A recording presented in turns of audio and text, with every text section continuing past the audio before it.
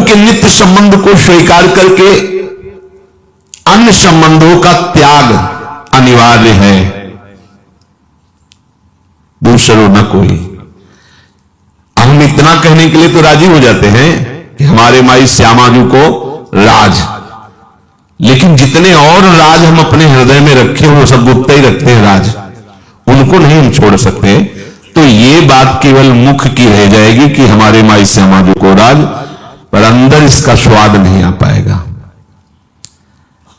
इसका सही माने में अनुभव तब मानना जो प्रभु को अपना मान लेता है, उसके सारे संबंध ढीले हो जाते हैं, धीरे धीरे सब खत्म। तो निश्चिंत हो जाता है, निर्भय हो जाता है, निशोक हो जाता है, निशंक हो जाता है। ध्यान दीजिए, जिसने प्रभु के संबंध को स्वीकार किया उसकी पहचान है, उसके अन्य माने हुए संबंध सब ढीले हो जाते हैं। अब आसक्ति नहीं, अब किसी से अपनापन नहीं रह गया। तो क्या होता है, उसके हृदय में निश्चिंतता, निर्भयता, निशोक, निशंक। ये केवल साधन से नहीं हुआ है, प्रभु से अपना संबंध स्वीकार करने से और अन्य संबंधों को मिटाने से। जो मिटे हुए ही हैं पर आप माने हुए हैं सत्य, इसलिए आपको जो सत्य है उसका अनुभव नहीं हो रहा। आप निश्चिंत हो जाएंगे। अब कोई जैसे अपने लोग, कोई ऐसा नहीं कि ऐसी साधारण भगवदाश्रित जीव है, साधारण ही है, पर असाधारण बात हृदय में एक बैठ गई कि अब अपनी कोई परवाह नहीं रह गई। हमें नरक मिलेगा कि स्वर्ग मिलेगा, निकुंज मिलेगा कि क्या मिलेगा और क्या जाएगा, अब क्या होगा, कोई प्रश्न नहीं रह गया है। बस हर प्रश्न का एक उत्तर है ना श्यामा जी, करुणा समुद्र लाडली जो है ना, बस निश्चिंत हो गए। अब कोई चिंता नहीं रही, ना लोक व्यवहार की ना परमार्थ की। पारमार्थ व्यवहार बनो कि ना बनो, निश्चिंतता, निर्भय। अब कोई भय नहीं रहा कि शरीर में अमुक रोग है, अमुक लोग विरोध करते हैं, क्या होगा। वही होगा जो श्यामा जी ने पहले से विधान कर दिया है।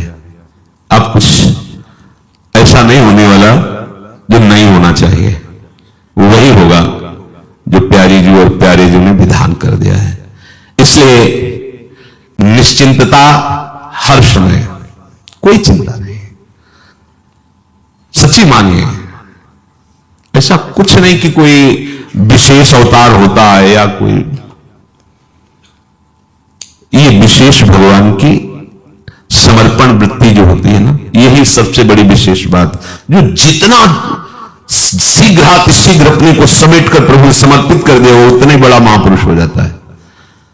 नहीं, जो ब्रह्मा जी में अंश है वह एक चीटी में भी विराजमान है, क्योंकि कभी ब्रह्मा जी को भी चीटी बनना पड़ता है, कभी चीटी भी ब्रह्मा जी बन जाती है, क्रम चलता रहता है। मस कहीं कभी बिरंचिया ज्यादा ही मस सकते हैं।